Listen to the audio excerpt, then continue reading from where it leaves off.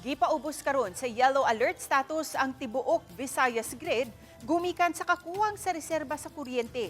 Dungan usab sa grabing kainit ug taas nga panginahanglan sa enerhiya. Ani ang live report ni Alan Domingo. Alan?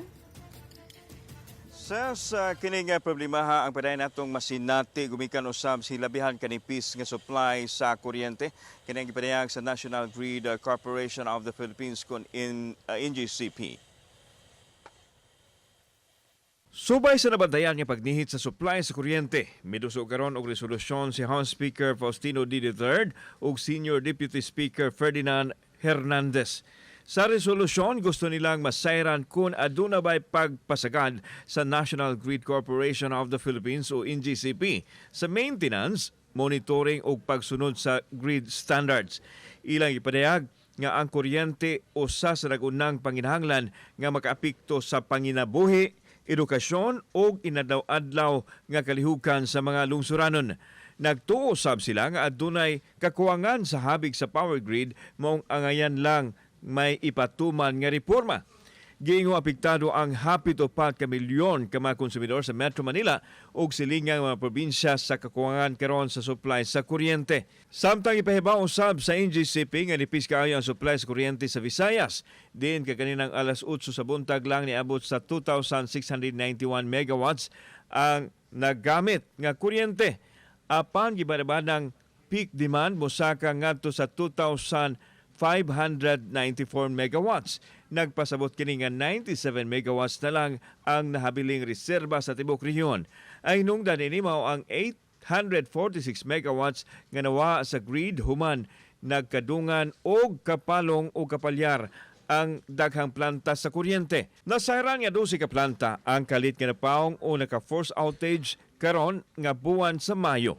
Siyam ka planta ang taon-taon na usab nga naguba sukad niadtong 2021.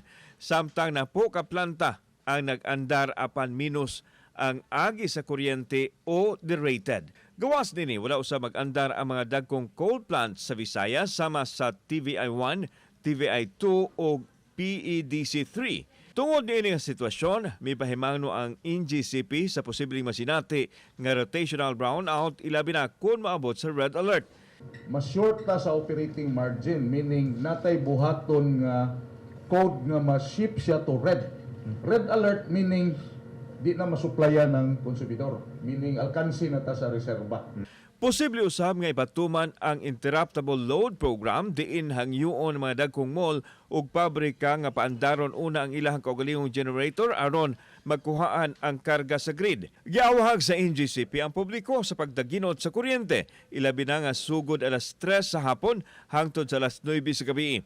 Gihangyo ang mga konsumidor nga paggon ang mga appliances nga wala gamita ug likayan una ang paggamit sa mga heavy appliances sama sa washing machine o plansa atol sa peak hours. Karong summer, wag yun tayo mag-maintenance. So dapat, kung unsay taas ng consumption, why mag-maintenance?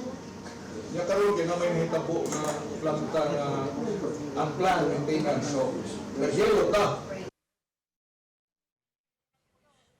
Sa siklaro sa NGCP nga as of now wala sila control sa sitwasyon sa anglit transmission lamang sila. Busa, padayon lang awhag sa atong mga kaigsuunan nga muhimog mga lakang aron makadaginot sa kuryente. Ses. Daghang salamat, Alan Domingo.